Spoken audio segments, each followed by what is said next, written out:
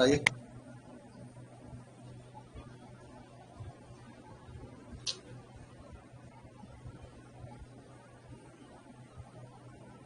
बताइए सभी लोग, आ गए सभी लोग, क्लास में आइए फटाफट। और आगे अच्छा ये बताइए कहाँ तक हुआ था क्लास, ठीक है, कहाँ तक हुआ था ये बताइए। आज तो नहीं मैराथन क्लास लूंगा आप लोगों का, कल फिजिक्स का लूंगा, तैयार रहना आप लोग, ठीक है। आज नहीं, कल फिजिक्स का लूंगा। आज फिजिक्स में थोड़ा नया टॉपिक है ना, इसलिए फिजिक्स का नहीं ले रहा हूँ, नहीं तो आपको थोड़ा दिक्कत हो जाएगा। मतलब रटने वाला टॉपिक नहीं है ना फिजिक्स में, आज रटने वाला टॉपिक रहता तुम्हें बेटा आज, ठीक है। कहाँ तक हुआ था लास्ट क्लास में, मैं देख लूं कि आप बताओगे।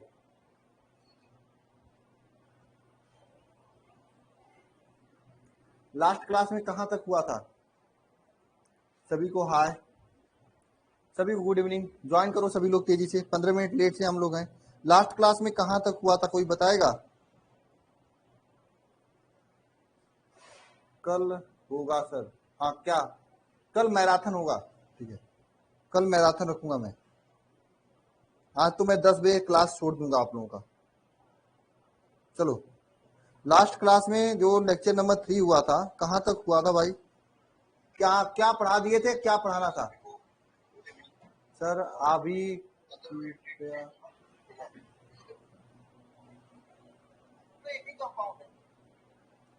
आणविकता बता दिए थे ना।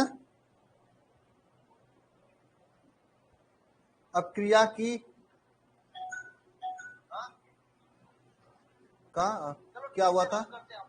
फिजिक्स में क्या बता रहे हैं? चलो फिजिक्स क्लास में बता देंगे।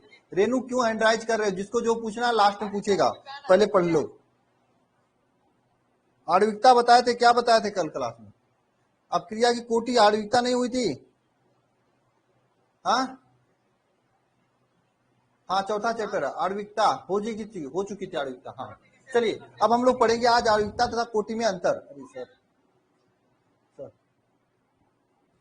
क्या पढ़ेंगे? आणविकता तथा कोटि में अंतर।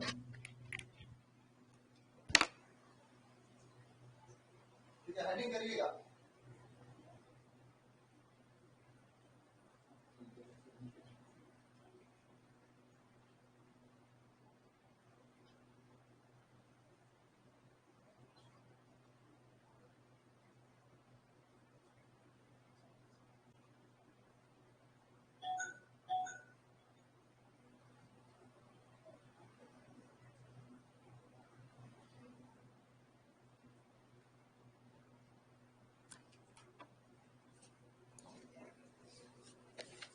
क्या पढ़ने वाले हैं? आणविकता तथा कोटि में अंतर।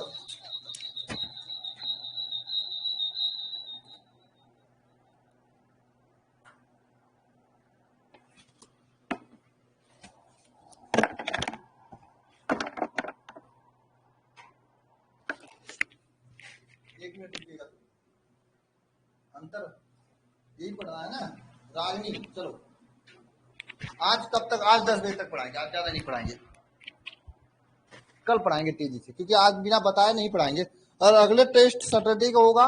मैं आज सोमवार का दिन आज ही बता दे रहा हूँ, सभी सब्जेक्ट के चैप्टर 1 का टेस्ट होगा।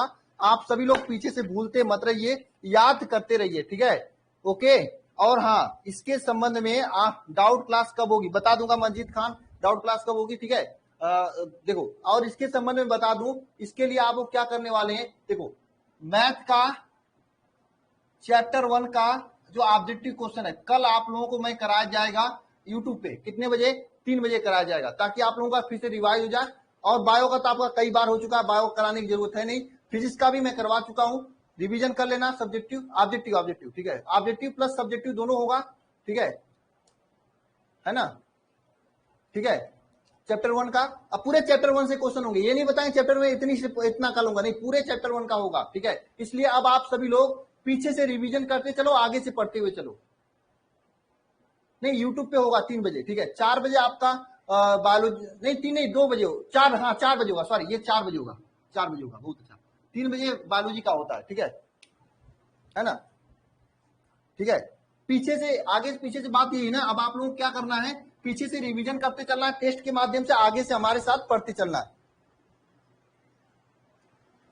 हाँ, सब सब्जेक्ट का एक ही दिन होगा, सबका एक एक चैप्टर, सब सब्जेक्ट रोज पढ़ाया जाता तो टेस्ट भी एक ही दिन होगा ना। सब सब्जेक्ट रोज पढ़ाया जाता है कि नहीं पढ़ाया जाता, तो टेस्ट नहीं होगा क्या? होगा होगा होगा। चलो स्टार्ट करते हैं आज का क्लास, ठीक है। यूट्यूब की क्लास 7:30 बजे होगी, चलो होगा। चलिए स्टार्ट करते हैं आज का क्लास। नेक्स्ट हेडिंग डालिएगा सभी लोग, अपक्रिया तथा कोटि में अंतर। तो आगे सभी लोग नेक्स्ट हेडिंग डालिएगा, अपक्रिया तथा कोटि में अंतर। एक बात ध्यान दीजिएगा, बहुत बार पूछा जाता है आपके एग्जाम में अपक्रिया तथा कोटि का में अंतर। पता नहीं, मुझे समझ नहीं आता एग्जामिनर को क्या मिलता है कि इतनी बार ये पूछता है कि अपक्रिया तथा कोटि में अंतर लिखिए, बहुत बार पूछता है। बात समझ में आ रही है? तो हेडिंग डालिएगा, हेडिंग डालिएगा अपक्रिया तथा कोटि में अंतर। दिखाई दे रहा है? अभिक्रिया तथा कोटि में अंतर, अपक्रिया तथा कोटि में अंतर, ठीक है। ये आप लोग हेडिंग डालिए, ठीक है, ठीक है ना। अपक्रिया तथा कोटि में अंतर, ये आप सभी लोग हेडिंग डालिए और पन्ने को 2 फाड़ कर लीजिए बीच में। एक और लिखिए अपक्रिया की कोटि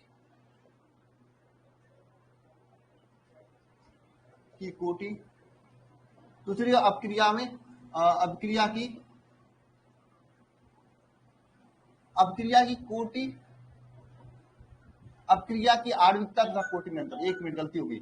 अपक्रिया की आणविकता तथा कोटि में अंतर। हेडिंग क्या है? अभिक्रिया की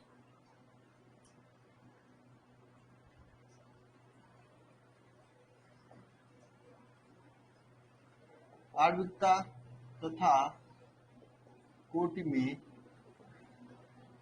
अंतर। अपक्रिया की आणविकता तथा कोटि में अंतर,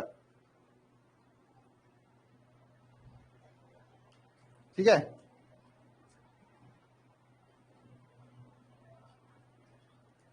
ठीक है, अपक्रिया की आणविकता तथा कोटि में अंतर। एक साइड लिखे अपक्रिया की कोटि, दूसरी साइड लिखना है अपक्रिया की आणविकता।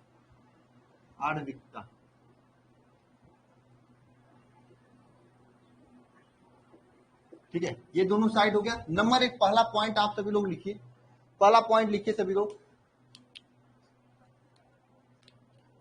पहला पॉइंट क्या है? ठीक है, पहला पॉइंट लिखिए, अपक्रिया की दर नियम में उपस्थित सांद्रता के घातों का योग क्या कहलाता है? अपक्रिया की कोटि कहलाता है। अब पहला पॉइंट क्या? अपक्रिया के दर नियम में उपस्थित, अपक्रिया के दर नियम में उपस्थित सांद्रता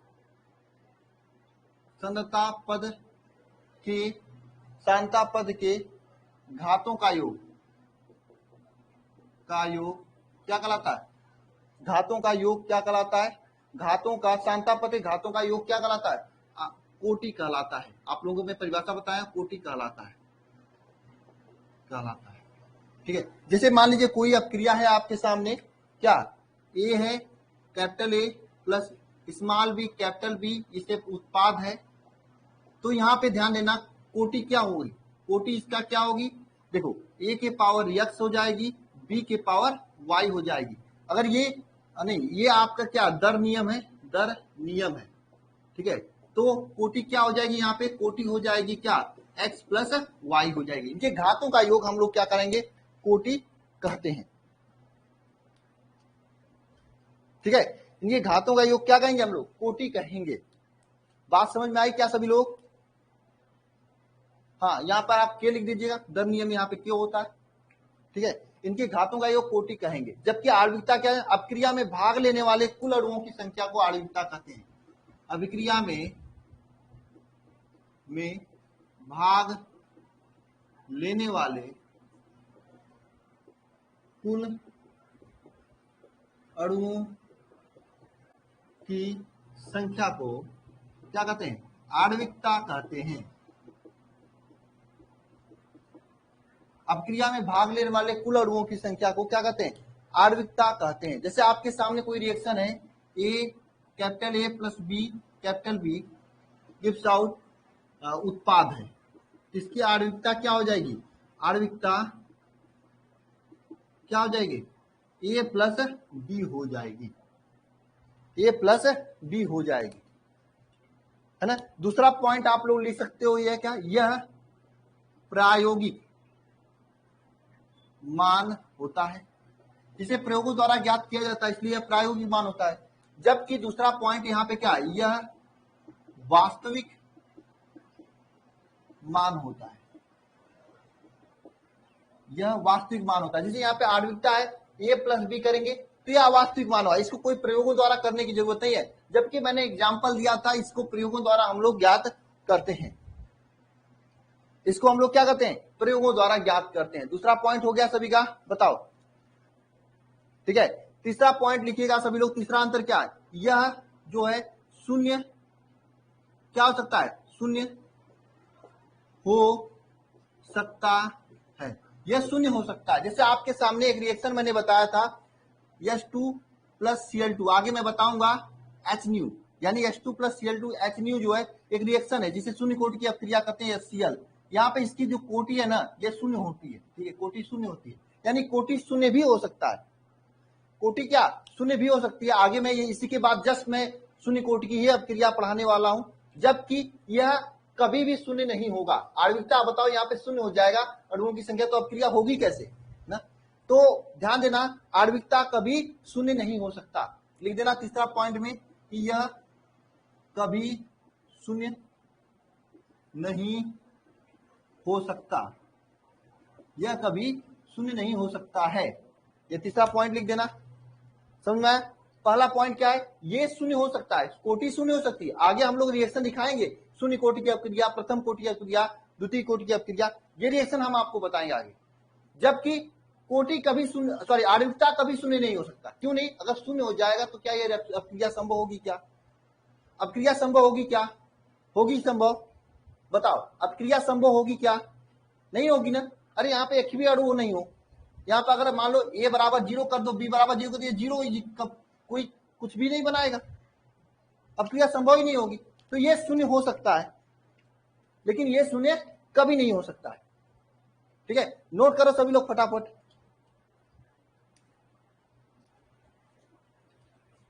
नोट करो सभी लोग फटाफट।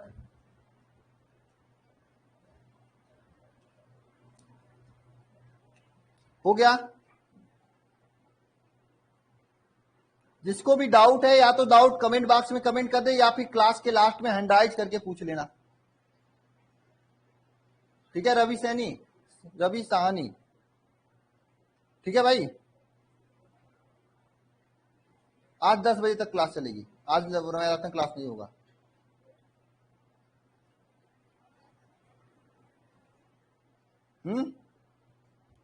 कुछ, ठीक है, दो चीजें हैं, या तो अभी कमेंट बॉक्स में कमेंट कर दो, नोट कर लो सभी लोग, चलो। और नोट नहीं कर पाए हो, यह कभी शून्य नहीं हो सकता, ये मैंने लिखा है। कोटि पर डाउट है तो दोबारा कोटि देख लो, अभी कोटि पे डाउट हो तो आगे समझ में आ जाएगा, ठीक है, टेंशन मत लो। नहीं हुआ था फ्राइडे को क्लास, ठीक है, मैं नहीं ला था, फ्राइडे को कहीं फंस गया, नहीं आ पाया, मैंने बक्सर चला गया। चलो नोट हो गया भाई, आगे चलते हैं हम लोग। ये सभी चीजें हो गई ना आपका, तो चलिए एक पहले पॉइंट को मिटाते हैं, यहाँ पे एक नया पॉइंट लिखते हैं, नया पॉइंट ध्यान देना। देखो, कोटि जो है ना, कभी भी भिन्नात्मक हो सकती है, ऋणात्मक हो सकती है, कुछ भी हो सकता है। कोटि जो है क्या, लिखना सभी लोग, चौथा पॉइंट, तीसरा चौथा, जो कोटि होता है ना, यह धनात्मक, ऋणात्मक, भिन्नात्मक कुछ भी हो सकता है। यह धनात्मक, ऋणात्मक,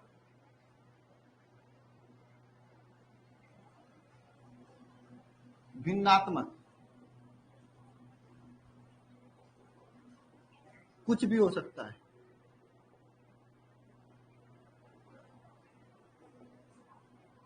कुछ भी हो सकता है। जबकि आणविकता जो है, चौथा पॉइंट ध्यान देना, जबकि आणविकता जो होता है, आणविकता जो होता है, यह सदैव धन पूर्णांक होता है। यह सदैव क्या होता है, यह सदैव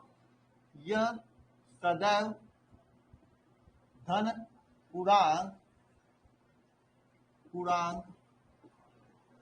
होता है, यह सदैव धन पूर्णांक होता है। यह भिन्नात्मक, ऋणात्मक कुछ भी हो सकता है, और आणविकता जो है सदैव आपका धन पूर्णांक होता है, ठीक है ना। नेक्स्ट पॉइंट लिखना सभी लोग, 5 पॉइंट अंतर पूछा जाता है आपके एग्जाम में, बहुत अच्छा खासा सब्जेक्टिव क्वेश्चन पूछा जाता है। 5वां पॉइंट लिख लेना सभी लोग, इंपॉर्टेंट यह भी है, ताप दाब सांद्रता आदि पर निर्भर करता है। ये जो कोटि होता है ना, ये ताप दाब सांद्रता आदि पर निर्भर करता है, ठीक है। जबकि जो आणविकता होता है यह नहीं निर्भर करता है।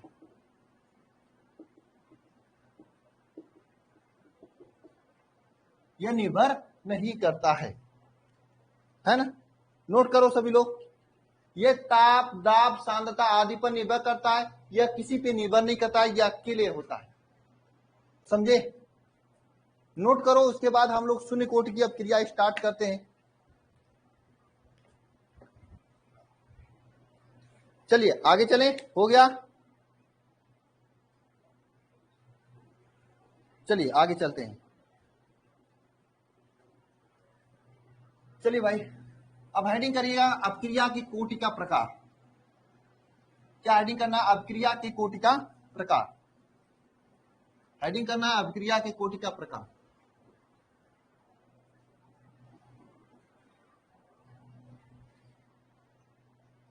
अपक्रिया के कोटि का प्रकार, हेडिंग करना अपक्रिया के कोटि का प्रकार।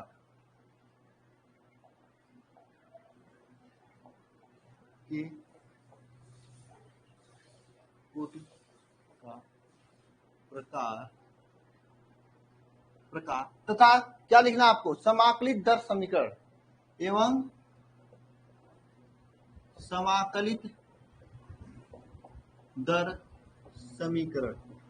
अपक्रिया की कोटि का प्रकार एवं समाकलित दर समीकरण, ठीक है। अपक्रिया की कोटि का प्रकार एवं समाकलित दर समीकरण। देखिए अपक्रिया की जो कोटि होता है ना, देखो होता है कई प्रकार की, लेकिन हम लोगों को जो पढ़ना है मुख्य रूप से 2 पढ़ना है, शून्य कोटि तथा प्रथम कोटि की अपक्रिया। इसके अलावा जो द्वितीय तृतीय कोटि के, इसके बारे में थोड़ा मोड़ा जनरल नॉलेज रखना है, ठीक है, क्योंकि एग्जाम में जो पूछा जाता है शून्य कोटि तथा प्रथम कोटि की अपक्रिया के बारे में ही और उसके समाकलित वेग समीकरण के बारे में ही पूछा जाता है। तो लिखना आप जो प्रकार पढ़ना लिखना है उसको मैं लिख देता हूं। एक पहला लिखना शून्य कोटि की अपक्रिया, कोटि की अभिक्रिया, मैं बोल रहा हूं साथ साथ में। दूसरा लिखना सभी लोग प्रथम कोटि की अभिक्रिया, ठीक है। तीसरा लिख लेना आप लोग द्वितीय कोटि की अभिक्रिया, ठीक है। चौथा लिख लेना आप सभी लोग तृतीय कोटि की अभिक्रिया, ठीक है। ये अपक्रिया के मुख्य रूप प्रकार हैं ना, इसे लिख लेना सभी लोग। अब हेडिंग डालना लिखकर शून्य कोटि की अपक्रिया। हेडिंग क्या डालना है? लिखकर आप लोगों को शून्य कोटि की अपक्रिया।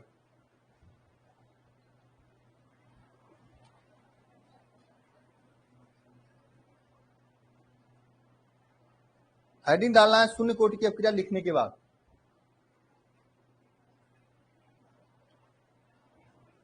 करो जल्दी से लिखो सभी लोग।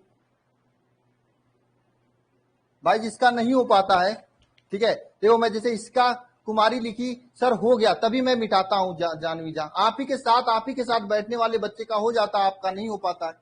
2 ही काम होगा, आप पढ़ने के साथ साथ कुछ और करती होंगी या दिमाग किसी और के पास देकर आई होंगी। देखो रागिनी यादव जी का हो गया, क्यों जानवी किसी को दिमाग दे दी हो क्या? विशाल का हो गया, जानवी किसी को दिमाग दी हो?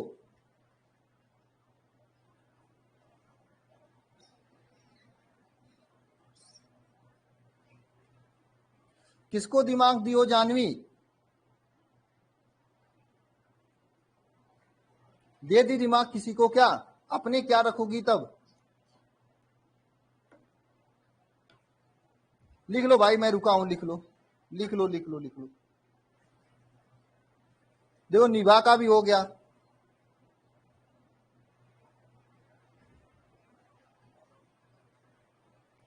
हाँ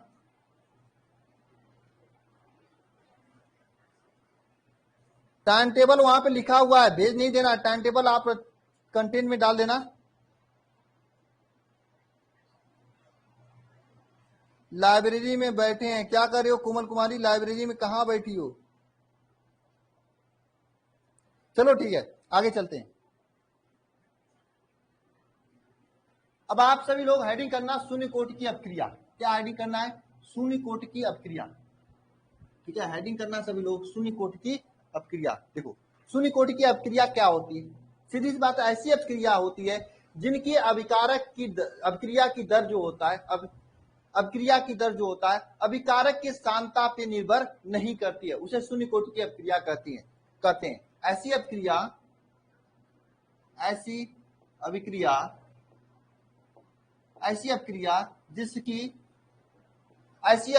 जिसमें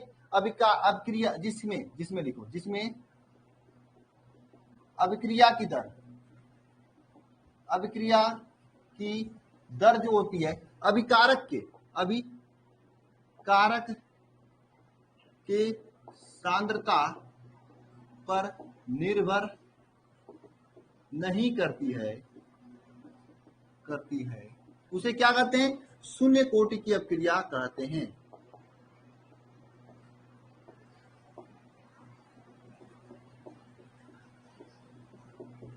ठीक है, ये तो एक डिफिनेशन हुआ। ऐसी अपक्रिया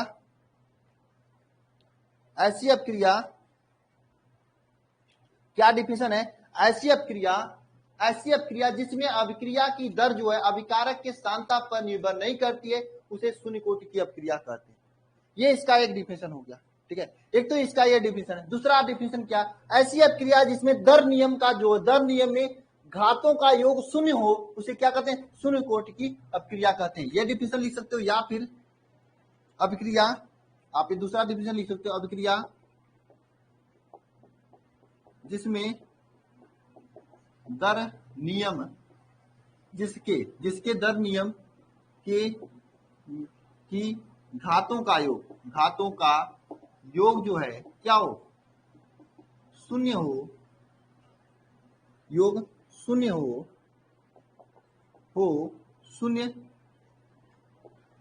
शून्य कोटि की अभिक्रिया कहलाती है। ऐसी अपक्रिया जिनमें दर नियम में घातों का योग क्या हो? शून्य हो, शून्य कोटि की अपक्रिया कहलाती है। दो डिफिनेशन है, कोई भी आप लिख सकते हो। ऐसी अपक्रिया जिसमें अभिक्रिया की दर अभिकारक के सांद्रता पर निर्भर नहीं करती है। आप, मैं सिंपल बताऊं भाई, ऐसा जैसे आप लोग पढ़ोगे लिखोगे नहीं तो नौकरी नहीं पाओगे। जब नौकरी नहीं पाओगे तो शादी ब्याह नहीं होगा, ये सच्चाई है। नौकरी नहीं पाओगे तो फिर वाइफ कहां से पाओगे? लड़कियां आपको दूर से रिजेक्ट कर देंगी। फिर आपके घर में आपके खुद के मम्मी पापा आपको वैल्यू नहीं देंगे। सच्चाई है कि ये आंखें हैं दोनों आंखें समान देखती हैं, लेकिन इन्हीं दो आंखों से कुछ लोग दो चीजों को देखते हैं। जैसे आपको मैं एग्जांपल देता हूं, अगर आपके ही घर में, दिल से बताना, झूठ मत बोलना, एक आदमी होगा जो कुछ कमाता नहीं होगा, जिसके पास पैसे वैसे नहीं होंगे, उनको कोई वैल्यू नहीं देता है आदमी, घर के मम्मी पापा नहीं वैल्यू देते हैं। और एक लोग होंगे जो कमाते होंगे, जिनके पास पैसे होंगे, उसको खूब वैल्यू मिलते हैं। तो भाई जो कमाता नहीं और शून्य कोटि की अपक्रिया, उस अपक्रिया की दर जो होती है उसके रहने ना रहने, यानी उसके अभिकारक की सांद्रता पर निर्भर नहीं करते। समझ में आया? हाँ, नो इज्जत भाई। ऐसी अपक्रिया जिसमें अभिक्रिया की दर जो होती है अभिकारक के सांद्रता पर निर्भर नहीं करता है, उसकी सांद्रता वो रहे ना रहे उस पर निर्भर नहीं करता है, जिसे शून्य कोटि की अपक्रिया कहते हैं ना। जैसे मैं दर नियम यहाँ पे लिखता हूँ, एक दर नियम है शून्य कोटि की अपक्रिया, आर इज इक्वल के और ए के पावर जो होता है 0 रहेगा यहाँ पे, तभी तो योग शून्य होगा। ए के पावर 0 होगा। ठीक है, ए के पावर 0 होगा। हाँ बताओ, ए के पावर क्या होगा? 0 होगा। हाँ ठीक है, ए के पावर 0 होगा, तभी तो शून्य कोटि की अपक्रिया होगी यहाँ पे। अब देखो भाई, ध्यान से देखना, अन्यथा आप सर के ऊपर से चला जाएगा, फिर मत कहना सर मुझे नहीं समझ में आया। ठीक है, हाँ ध्यान से देखना सभी लोग, कमेंट बाजी पे कम फोकस करना, ध्यान देना। अगर माना कोई अपक्रिया है, माना एक अपक्रिया है ए से प्रोडक्ट पी तक जाता है या उत्पाद, यह आपकी शून्य कोटि की अपक्रिया है, यह हम मानते हैं। जब यह आपकी शून्य कोटि की अपक्रिया होगी, इसका दर नियम क्या होगा बताओ, दर नियम क्या होगा बताओ, इसका दर नियम क्या होगा, यही होगा ना, आर इज इक्वल टू के ए के पावर 0 होगा, क्योंकि यह शून्य कोटि की अपक्रिया है, इसलिए ए के पावर क्या होगा, 0 होगा, हाँ 0 होगा, है ना। तो अगर बताओ किसी संख्या के पास जो है, अगर मान लो 2 के पावर 0 होता है तो इसका वैल्यू 1 होता है, 10 की पावर 0 हो जाएगा तब पर भी इसका वैल्यू 1 होगा, 1,00,000 के पावर 0, 1,000 के पावर 0 तो उसके पावर 1, वैल्यू 1 ही होता है ना। तो यहाँ पे यानी आप लिख सकते हो क्या यहाँ पे कि ए की जो सांद्रता है ये ए पावर 0 इज इक्वल टू 1 लिख सकते हो, तो यहाँ से आर इज इक्वल टू के हो जाएगा, यानी कि शून्य कोटि की अपक्रिया में अपक्रिया का वेग, अपक्रिया का जो वेग होता है ये के क्या कहता है, अपक्रिया का वेग जो होता है वह के को क्या कहते हैं बताओ, बताओ अपक्रिया का वेग जो होता है वह के को क्या कहते हैं हम लोग बताओ,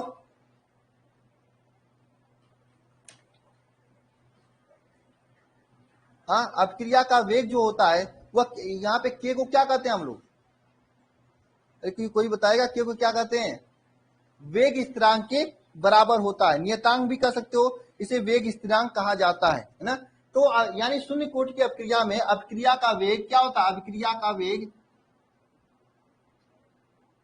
अभिक्रिया का वेग जो होता है इज इक्वल टू वेग स्थिरांक के बराबर होता है। यह ऑब्जेक्टिव में कभी कभी क्वेश्चन पूछ लेता है कि किस अपक्रिया में अपक्रिया का वेग वेग स्थिरांक के बराबर होता है। अब देखो सेकेंड चीज लेना, इसका एग्जाम्पल उदाहरण, शून्य कोटि की अपक्रिया की एग्जाम्पल या उदाहरण बहुत पूछा जाता है एग्जाम में कि शून्य कोटि की अपक्रिया की एग्जाम्पल या उदाहरण लिखिए। तो देखो सबसे पहला अपक्रिया क्या हो गया, प्रकाश की उपस्थिति में होने वाला क्रिया, सभी शून्य कोटि की अपक्रिया होती है, किसके, प्रकाश की उपस्थिति में होने वाली अपक्रिया,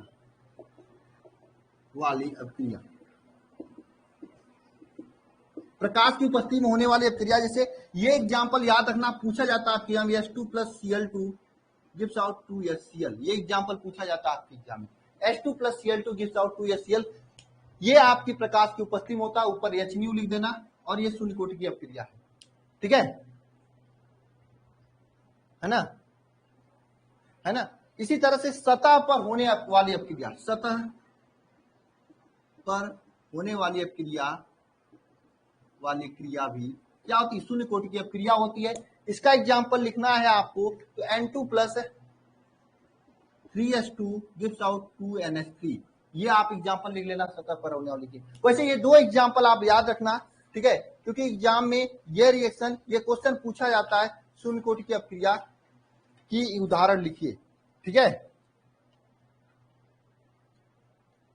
बताओ, ये क्वेश्चन पूछा जाता है, ठीक है। तो आप इसे नोट करना, सभी लोग फटाफट नोट करो।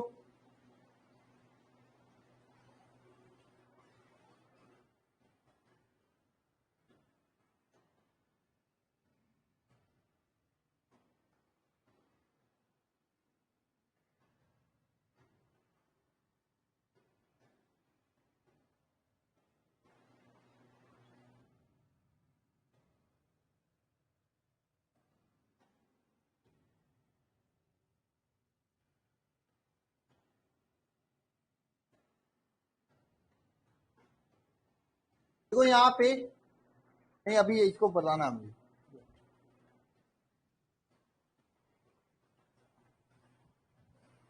ठीक हो सभी लोग,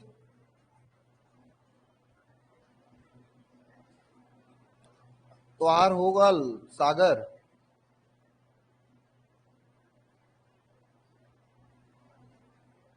एनडीए की तैयारी देखो मैं जल्द स्टार्ट करने वाला हूं, क्या नाम है, अवनीश कुमार, बहुत जल्द समझ लीजिए। कल मैं एनडीए में आप लोगों को मैं साइंस पढ़ाऊंगा, एनडीए एयरफोर्स वालों को साइंस पढ़ाऊंगा, कुछ मैथ के चैप्टर हैं जैसे प्रोबेबिलिटी, द्विपद प्रमेय, ये सब चैप्टर्स को मैं कंटिन्यू करूंगा, जिसमें आपको देखते हुए आंसर टिक करने का ऑप्शन मैं बताऊंगा, ठीक है ना। तो पहले साइंस से स्टार्ट करूंगा, फिजिक्स केमिस्ट्री, और केमिस्ट्री वैसे एयरफोर्स में पूछा नहीं जाता है, एनडीए और एयरफोर्स दोनों में फिजिक्स केमिस्ट्री फिजिक्स पूछी जाती है, अब फिजिक्स बहुत ज्यादा नहीं पूछा जाएगा, फिजिक्स के सभी फार्मूला याद कर लो ना, तो एयरफोर्स का एग्जाम में आप कम से कम जो 25 नंबर की फिजिक्स पूछी जाती है उसमें 12-13 क्वेश्चन सही कर लोगे, थोड़ा ज्यादा पढ़ लोगे तो 20 क्वेश्चन सही कर लोगे, समझे। और सर आएंगे जो कि आप लोगों को, और सर आएंगे जो कि आप लोगों को हिस्ट्री, जियोग्राफी और पॉलिटी ये सभी सब्जेक्ट आपको पढ़ाएंगे, ठीक है। नहीं ऐप पर नहीं, यूट्यूब पे चलेगा क्लासेस। अभी ये ऐप पर नहीं स्टार्ट किया हूं, यूट्यूब पे ही चलेगा, ताकि आप लोग पार्ट टाइम उसे देखते रहो दोपहर को, ठीक है। ऐप पर कोई लेने की जरूरत नहीं है अभी आप लोगों को, ठीक है। फीस नहीं रहेगी, यूट्यूब पे चलेगा, यूट्यूब पे ही क्लासेज होंगी, ठीक है। इसलिए न्यू चैनल जो है अल्फा कंपटीशन उस पर होगी। क्या हुआ सोनू केसरी, क्वेश्चन पूछोगे तब तो रिप्लाई दूंगा, ठीक है।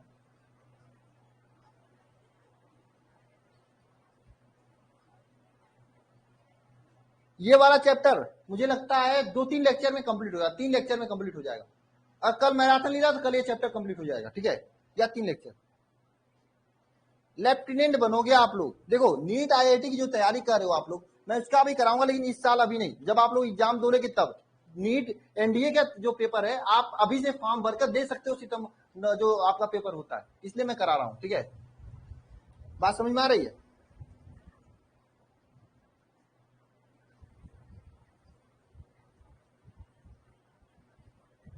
बुक तो चल रही यार, इसमें 3 चैप्टर लिखकर बुक बन गए, क्या बताऊं। 3 चैप्टर मैंने सोनू केसरी बुक लिखवाया है, ईमानदारी से बता रहा हूं, मैं कोई झूठ का बात नहीं बोल रहा हूं। 3 चैप्टर आपका जो है बुक लिखवा लिया हूं। हाँ एयरफोर्स का भी स्टार्ट करेंगे। अरे यार सचिन आप सोचो जरा, एनडीए का जो फिजिक्स होता है एयरफोर्स का फिजिक्स सेम होता है। एनडीए में थोड़ा लो ही पूछा जाता है, एयरफोर्स में थोड़ा हाई पूछा जाता है, ठीक है। फिजिक्स की बात करता हूँ। एनडीए का इंग्लिश, एयरफोर्स का इंग्लिश लमसम सेम होता है, बस 10% आपको ज्यादा पढ़ना, कम पढ़ना होता है एयरफोर्स में, ठीक है। ये सिस्टम होता है, सब चीजें आपको बताई जाएंगी, परेशान मत हो, ठीक है। अब मुझे तो नहीं लगता है बुक इतना जल्दी मिल पाएगा, अभी पढ़ाने फोकस में किया हूं, ठीक है।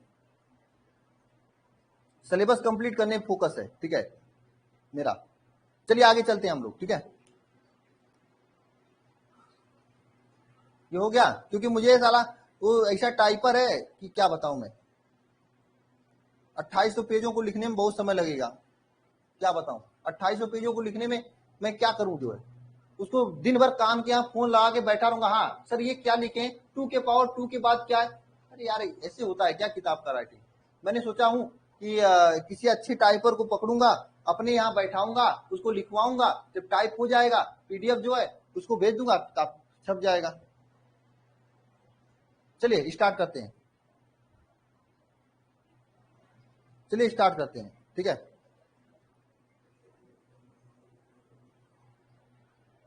ये सेम नहीं है अवनीश, सेम नहीं है, कुछ डिफरेंस है भाई।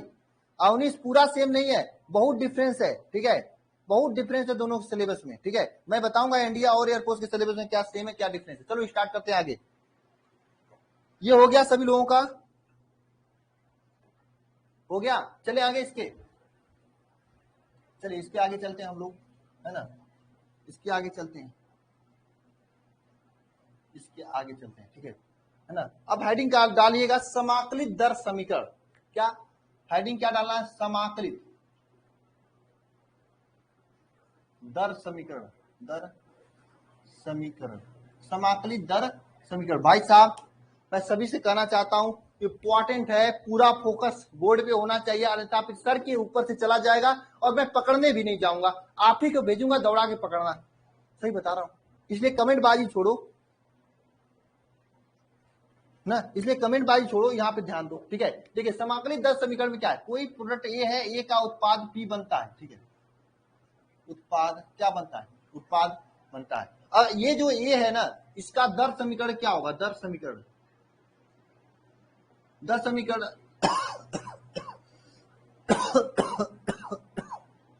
सॉरी, दर समीकरण आर इज इक्वल टू के ए के पावर 0 होगा, यही दर समीकरण होगा ना। बताओ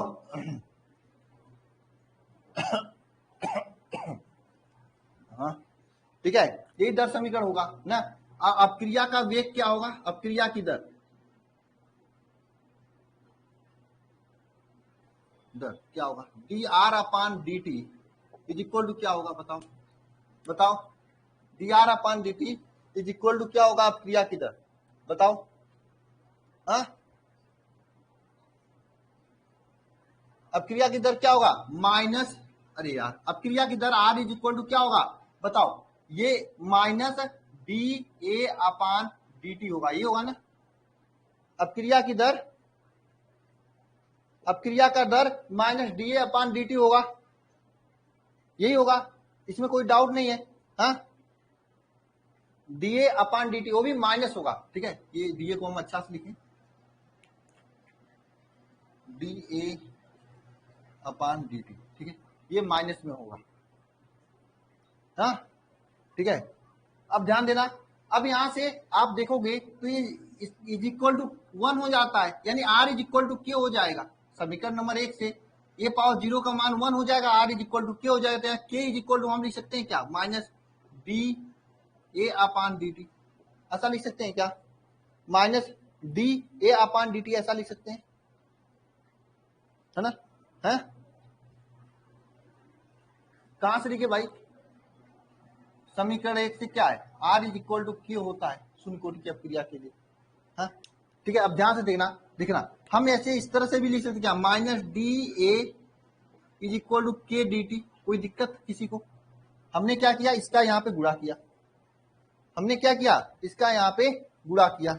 हाँ, बताओ, अरे समझ में आया कि नहीं समझ में आया, बताओ। आर इज इक्वल टू, दर समीकरण इसका आर इज इक्वल टू ए के पावर 0, क्योंकि शून्य कोटि की अपक्रिया इसलिए ए के पावर 0 हमने लिखा है, और यहाँ पे R is equal to minus D A upon D T, ये वेग होता है अपक्रिया का वेग, मैंने पढ़ाया था स्टार्टिंग में आप लोगों को, जब चैप्टर स्टार्ट किया था तुरंत ही अपक्रिया का वेग पढ़ाया था, उसी स्टार्टिंग में ही, है ना। अब देखो, क्योंकि आर इज इक्वल टू के होता है, मैंने यहाँ पे भी लिखा है अपक्रिया का वेग स्थिरांक के बराबर होता है, तो यहाँ आर के स्थान पे के लिख सकता हूँ क्या, के लिख दिया हमने, यहाँ पे आर के स्थान पे के लिख दिया। अब क्या किया, इस के का इसमें गुणा कर दिया, और इसी ऐसे क्रिया का गुणा होता है ना, अब 2/3 बराबर 3 है, तो क्या करते, इसका इसमें गुणा करते हो, 2 इज इक्वल टू 9, ऐसा करते हो नहीं करते हो, सेम काम किया मैंने यहाँ पे क्रिया का गुणा, ठीक है, minus D is equal to K D T. हाँ, सिंपल है। अब देखो भाई, कुछ लोगों को समाकलन नहीं आता है, मैं डायरेक्ट लिख रहा हूं, समाकलन करने पर आप लोगों को याद करना पड़ेगा, करने पर, ठीक है। यहां से मैथ वालों के लिए आसान हो जाता है, बायोलॉजी वालों के लिए कठिन हो जाता है। दोनों पक्षों का समाकलन करिए, माइनस डी ए ये हो जाएगा इज इक्वल टू समाकलन के डी टी, ये हो जाएगा, है ना, minus D A is equal to K D T, ये समाकलन हो जाएगा, ठीक है ना। अब देखो, जिसको समाकलन आ रहा होगा उसको आसान हो जाएगा, जिसको समाकलन नहीं आ रहा है उसको कठिन हो जाएगा, ठीक है। चलो जाने दो, आसान हो चाहे कठिन हो, याद तो करना पड़ेगा जिसको समाकलन नहीं आ रहा है। यहाँ पे ध्यान देना, देखो आप लोगों को बता दूं, अगर कहीं पे समाकलन बी एक्स होता है ना, इसका समाकलन एक्स आता है, ठीक है, एक्स प्लस सी होता है, ऐसा होता है, ठीक है। तो यहाँ पे समाकलन डी ए है, डी ए का समाकलन क्या हो जाएगा, ए हो जाएगा, वो भी माइनस इज इक्वल टू समाकलन के डी टी है, के को बाहर निकालो, समाकलन डी टी है ना, इसको समाकलन डी टी का समाकलन क्या हो जाएगा, टी हो जाएगा। और एक कांस्टेंट यूज किया जाता है सी, हमेशा जब भी समाकलन यूज किया जाता है तो इसका कांस्टेंट यूज किया जाता है सी। और जिसको नहीं आ रहा थी, इसके बाद डायरेक्ट देखो, यहाँ डी हटा देना, ए रख देना, यहाँ पे टी डी टी है तो टी, डी हटाकर टी लिख देना, ठीक है। अब कुछ लोग पूछेंगे सर के का क्यों नहीं किए, भाई के कांस्टेंट होता है इसलिए इसका समाकलन नहीं किया जाता है। ये आपका हो गया, इसको समीकरण नंबर 1 मानो, जो क्या मानो, समीकरण नंबर 1 मानो। अब हम ये मानते हैं जब जो है आपका t इज इक्वल टू 0 है, जब t इज इक्वल टू 0 है, जब बताओ स्टार्टिंग में जब t इज इक्वल टू 0 है, तब उत्पाद बना हुआ क्या, मुर्गा उर्गा लेकर आयो, क्या मुर्गा बन गया है क्या, मुर्गा तो थोड़ा मोड़ा भी नहीं बना है। तो जब t इज इक्वल टू 0 होता है तो हम ये मानते हैं जो a होता है ना, a is equal to a not हो जाता है। a नॉट का मतलब जो स्टार्टिंग होता है, एकदम 0 नहीं बना है, ठीक है, स्टार्टिंग है, a इज इक्वल टू, हाँ, स्टार्टिंग में 0 हो जाता है। अब ये क्या है, ये आपका जो था ये शेष मात्रा था, शेष, ठीक है, और ये क्या है, प्रारंभिक है, प्रारंभ में ये जो था, प्रारंभ में जो था, ठीक है, ये है, ठीक है। तो t इक्वल टू 0 रखते हैं, एक यहाँ पर a0 रखते हैं। समीकरण 1 से क्या हो जाएगा बताओ, समीकरण नंबर 1 से क्या हो जाएगा, माइनस a के स्थान पे a0 लिख देते हैं, t के स्थान पे 0 रख देते हैं, तो k 0 हो जाएगा, प्लस c इक्वल टू क्या, माइनस a हो जाएगा, c इक्वल टू क्या हो जाएगा, माइनस a हो जाएगा। अब ये आपका समीकरण नंबर 2 बनाओ, तो समीकरण नंबर 2 का मान 1 में रखने पर, रखो 2 का मान 1 में रखोगे तो minus a is equal to K T minus a0 हो जाएगा, है ना। माइनस इधर आएगा तो a0 minus a is equal to K T हो जाएगा, ठीक है, minus a0 is equal to K T हो जाएगा, है ना, समझे। ये आपका एक समीकरण बन गया, किसका, शून्य कोटि की अपक्रिया के लिए।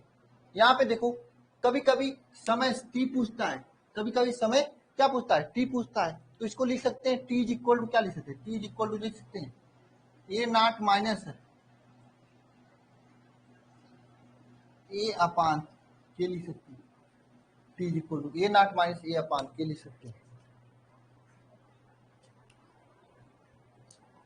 a0 minus a upon K लिख सकते हैं, ठीक है, सिंपल है, समझे। कुछ नहीं किया हमने, t इक्वल टू 0 रख दिया, जब 0 लिख दिया 0 हो जाएगा, t k इंटू 0 हो जाएगा तो 0 मान हो जाएगा, बचेगा c यहाँ पे, और a के स्थान पे a0 रख दिया प्रारंभिक मान, a के स्थान पे a0 रख दिया प्रारंभिक मान, वही देखा। अब बाद में जब समीकरण नंबर 2 में c का मान a0 आ गया, तो समीकरण नंबर 1 में जो है मैंने लिखा समीकरण नंबर 2 का मान 1 में रखें, यानी c का मान जो है a0 यहाँ पे रख दिया, c को उठाकर इधर लेते आए, यहाँ पे t का वैल्यू आ गया,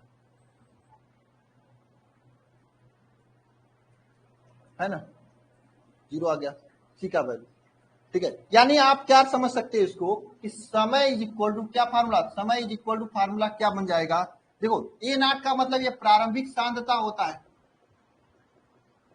माइनस a का मतलब बाद का सांद्रता, बाद वाला सांद्रता या शेष सांद्रता, अपान k का मतलब वेग स्थिरांक, ये हो जाएगा। ये आपको याद रखना पड़ेगा, ये न्यूमेरिकल क्वेश्चन इसलिए बनते हैं, ठीक है ना, ठीक है, ये आपको याद रखना पड़ेगा। फटाफट नोट करिए, तो इसके आगे चले हम लोग, इसके आगे चले, फटाफट नोट करें।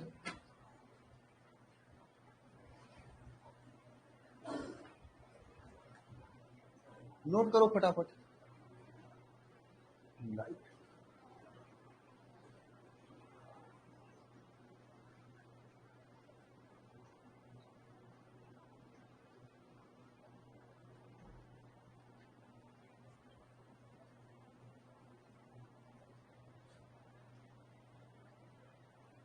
हो गया, चलो ठीक है, खुशी यादव का हो गया, तो मैं आगे चलता हूं, सचिन का भी हो गया।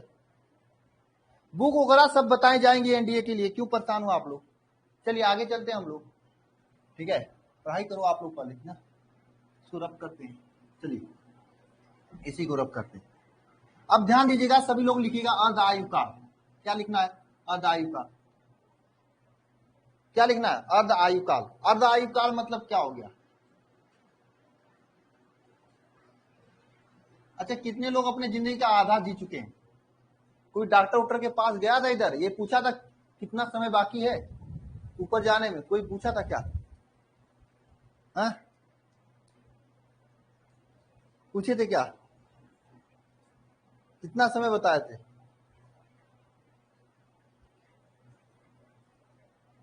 हाँ।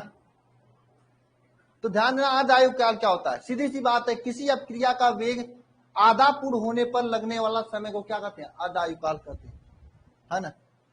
किसी अपक्रिया का क्या, किसी अपक्रिया के आधा पूर्ण होने में लगा समय, लगने वाला समय को क्या कहते हैं, अर्ध आयु काल कहते हैं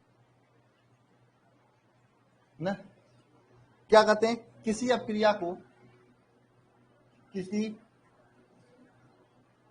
अभिक्रिया का अभिक्रिया को आधा पूर्ण होने में लगा समय क्या करता है? अर्ध आयु काल कहलाता है। कोई अभिक्रिया है उसको आधा पूर्ण होने में लगा समय क्या कहलाता है? अर्ध आयु काल कहलाता है ना। आधा पूर्ण हो जाए मतलब अगर 1 किलो लेकर आए मिठाई, कमीने दोस्त जो है या कमीनी दोस्त आधा खा गए तो आधा खा गए, कितना टाइम में खाए पता नहीं चला। 1 किलो मुर्गा लेकर आए, 2 किलो मुर्गा लेकर आए, आधा कोई खा लिया 10 मिनट में, तो और समय जो 10 मिनट का है वही आधा आयु काल कहलाएगा। हाँ ना, बात समझ में आ रहा है? 1 किलो खस्सू लेकर आए, आधा काट के खा गया, आधा काट के खाने में जितना समय लगा वही आधा आयु काल कहलाएगा। ठीक है हाँ भाई। या फिर यह भी कह सकते हो वह समय जितने अभिकारक की सांद्रता आधी रह जाती उसे अर्ध आयु काल कहते हैं। या फिर यह भी डिफिनेशन लिख सकते हो, या यह भी डिफिनेशन लिख सकते हो क्या? वह समय जिसमें अभिकारक की सांद्रता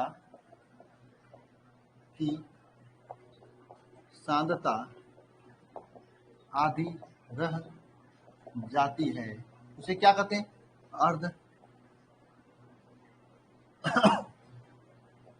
अर्ध आयु काल कहते हैं। वह समय जिसमें अभिकारक की सांद्रता जो है आधी रह जाती है उसे अर्ध आयु काल कहते हैं। हाँ बताओ, है ना?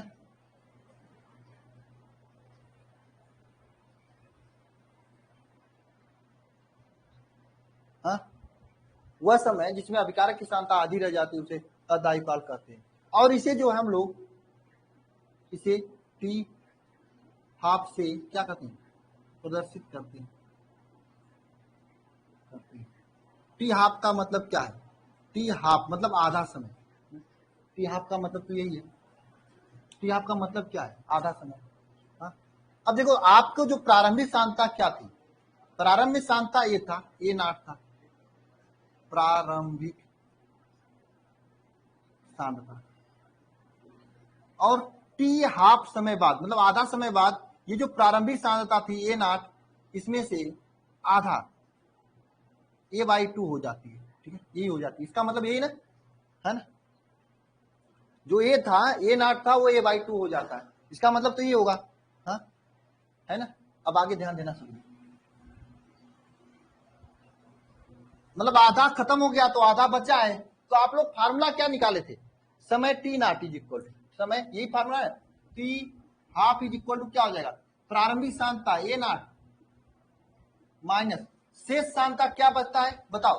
ए नॉट में से आधा खत्म हो जाता तो आधा बचेगा, ए नॉट बाई 2 बचेगा, अपान वेग स्थिरांक के हो जाएगा। हाँ अपान वेग स्थिरांक के हो जाएगा। तो यहां से T 1/2 half is equal to क्या हो जाएगा? A/2 अपान 2 अपान के। इसे लिख सकते हो T half is equal to A not upon 2 K, ये लिख सकते हो।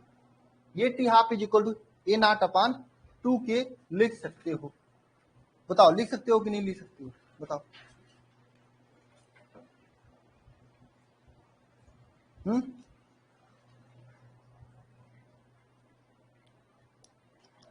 टी हाफ आधा समय क्या A/2 होता है। तो यहां से एक निष्कर्ष ये निकलता है कि जो समय होता है ना ये सांद्रता के अनुपाती होता है। क्या ये जो समय टी हाफ अर्ध आयु काल होता है सांद्रता ना, जो टी हाफ समय होता है ना ये किसके समानुपाती होता है? ये सांद्रता ए नॉट के अनुपाती होता है ना? क्या लिख सकते हो यहाँ पे बताओ? अर्ध आयु काल की सांद्रता अर्ध आयु काल सांद्रता के अनुपाती होता है। अर्ध आयु काल जो होता है अर्ध आयु काल ये क्या होता है? सांद्रता के अनुक्रमानुपाती होता है। अर्ध आयु काल जो होता है सांद्रता के अनुक्रमानुपाती होता है। हाँ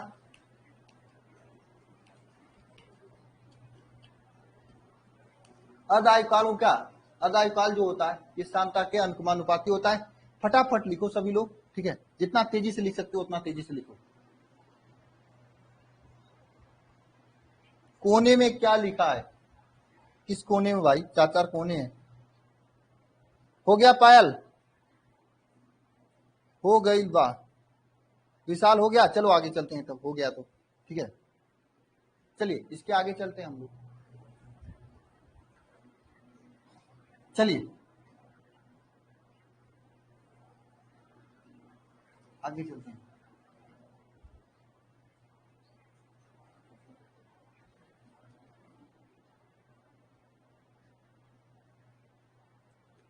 चलिए अब लिखिएगा शून्य कोटि की अपक्रिया की विशेषताएं।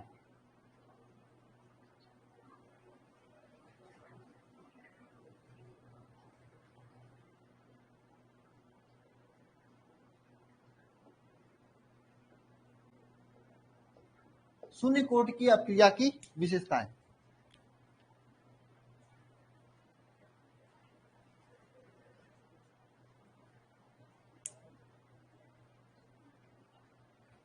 ठीक है, शून्य कोटि की अपक्रिया की विशेषताएं। पहला अपक्रिया की विशेषता क्या था? पहला यह था कि दर जो इसका था, दर जो था यह समानुपाती था वेग स्थिरांक के। दर जो था यह समानुपाती था किसके? वेग स्थिरांक के समानुपाती था, है ना? या दर जो था यह वेग स्थिरांक के बराबर था। हाँ बताओ, बताओ। पहला तो यही था ना, दर जो था ये दर बराबर ही था, समानुपाती मत को बराबर था, लेकिन इसका दर जो था यानी R इज इक्वल टू के था ना, यही तो था। ये तो पहला विशेषता हुआ। दूसरा विशेषता क्या? के का मात्रक। कैसे निकालो के का मात्रक? आपको मैंने बताया था मोल प्रति लीटर। हाँ, मोल प्रति लीटर 1 - 0 1 - n वाला क्या बता था? के का मात्रक मोल प्रति लीटर ये इंटू सेकेंड इनवर्स, ये बताया था। यहाँ पे n 1 - n था। हाँ यही था ना? अरे हाँ या ना बताओ। मोल अपान लीटर। अब यहाँ n का मान 0 रख दो, ठीक है। ये मैंने बताया था आप लोगों को स्टार्टिंग में। तो यहाँ से k का मात्रक क्या हो जाता है? शून्य कोटि की अपक्रिया के लिए k का मात्रक क्या हो जाता है? मोल प्रति लीटर के पावर 1 - 0 हो जाएगा, मतलब इसको खत्म इंटू सेकेंड इनवर्स। बहुत बार तो यही एग्जाम में पूछा जाता है, बहुत बार यही एग्जाम में पूछा जाता है, बहुत बार पूछा जाता है भाई, यही पूछा जाता है कि के का मात्रक ही पूछा जाता है। बहुत बार पूछा जाता है, बहुत बार पूछा जाता है।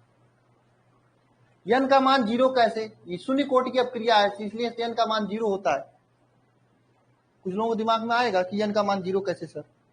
तो शून्य कोटि की अपक्रिया इसलिए n का मान 0 आता है, ठीक है। और शून्य कोटि की अपक्रिया के लिए t का मान, ये सभी विशेषताएं लिख लो एक साथ, जो अभी तक आप लोग पढ़े हो, ताकि आप लोग उसे भूल ना सको, ठीक है। लास्ट में पढ़ोगे तो याद हो जाएगा। तीसरा हमने पॉइंट क्या पढ़ा शून्य कोटि की अपक्रिया के बारे में? इसमें t इज इक्वल टू क्या होता है? A0 - A अपान के होता है। तीसरा पॉइंट ये हमने पढ़ा, है ना? तीसरा पॉइंट ये पढ़ा। चौथा पॉइंट हमने अर्धायुकाल के बारे में जाना। इसका अर्धायुकाल t half is equal to क्या होता है? आधा होने में क्या होता है बताओ? A0 अपान 2 के होता है इसका अर्धायुकाल, है ना? तीसरा पॉइंट ये है ना? या फिर यहां से मैंने एक पॉइंट ये जाना कि इसका अर्धायुकाल जो होता है यह प्रोपोर्शनल होता है A0 का। A0 के प्रोपोर्शनल का मतलब क्या? अर्धायुकाल सांता के समानुपाती होता है। अर्धायुकाल सांता के समानुपाती होता है। आप लिख सकते हैं अर्ध आयुकाल जो है सांद्रता के समानुपाती होता है। अर्धायुकाल जो सांद्रता के समानुपाती होता है। ये 4 पॉइंट हमने शून्य कोटि की अपक्रिया के बारे में पढ़ा। फटाफट 1-2 क्वेश्चंस देख लेते हैं। ये देखिए आप सभी लोग क्वेश्चन, ये शून्य कोटि की अपक्रिया के लिए इसका वेग नियम क्या हो जाएगा? बताओ कौन सा ऑप्शन सही होगा? बताओ ऑप्शन कौन सा सही होगा, कोई बताएगा? ये जो क्वेश्चन दिखाई दे रहा है आपको, अच्छा सा सुंदर सा क्वेश्चन है, इसमें शून्य कोटि की अपक्रिया के लिए वेग नियम कौन सा हो जाएगा? बताओ। 4 ऑप्शन दिया हुआ है, आप लोग नोट भी करना, क्वेश्चन भी देखना, है ना? क्वेश्चन में पहला ऑप्शन दिया है दर इज इक्वल टू, जब क्वेश्चन को देखो, मैं इसको रब कर दूं क्या? आप पहले नोट कर लो, फिर मैं रब कर देता हूं, फिर मैं क्वेश्चन बताता हूं। ठीक है, नोट कर लो सभी लोग।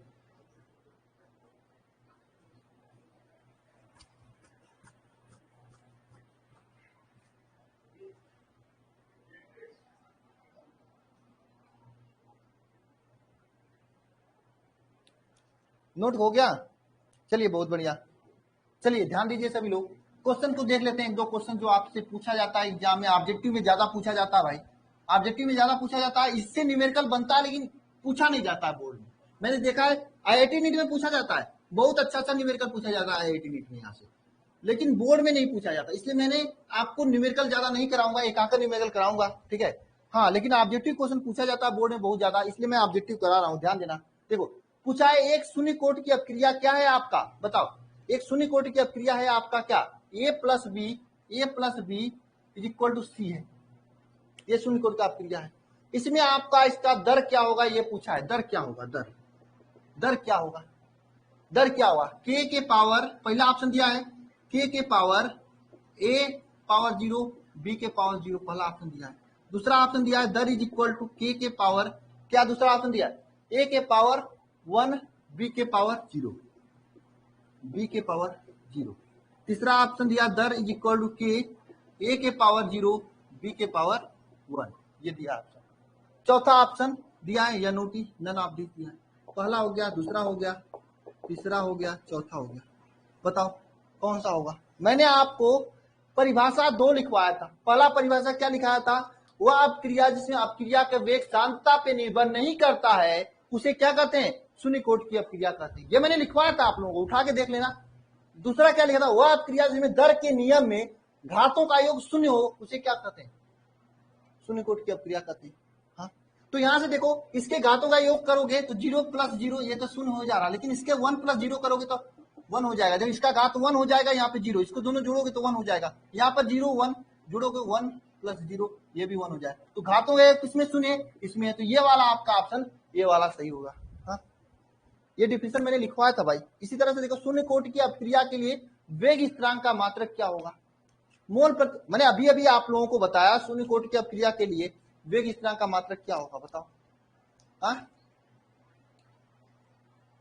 हाँ, अभी अभी बताया। तो इस टाइप के क्वेश्चन पूछे जाते हैं। ये बताओ इसमें ए के पावर 0 है तो कौन सी कोटि की अपक्रिया है, सिंपल क्वेश्चन है कि नहीं है, ए के पावर 0 है तो कौन सी कोटि की अपक्रिया भाई। तो ऐसे क्वेश्चन आप लोग उड़ा लोगे कि नहीं उड़ा लोगे, ये पते बताओ। अरे उड़ा लोगे कि नहीं उड़ा लोगे, ये मुझे बताओ सभी लोग। खा जाओगे इन सभी क्वेश्चन को, चबा जाओगे, इन सभी मुर्गाओं को चबा जाओगे, हाँ या ना।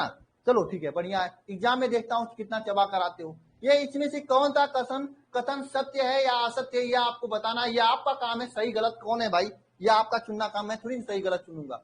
ये क्वेश्चन है, मैं आगे देखेंगे हम लोग, ठीक है। तो चलिए इसके आगे चलते हैं, है ना।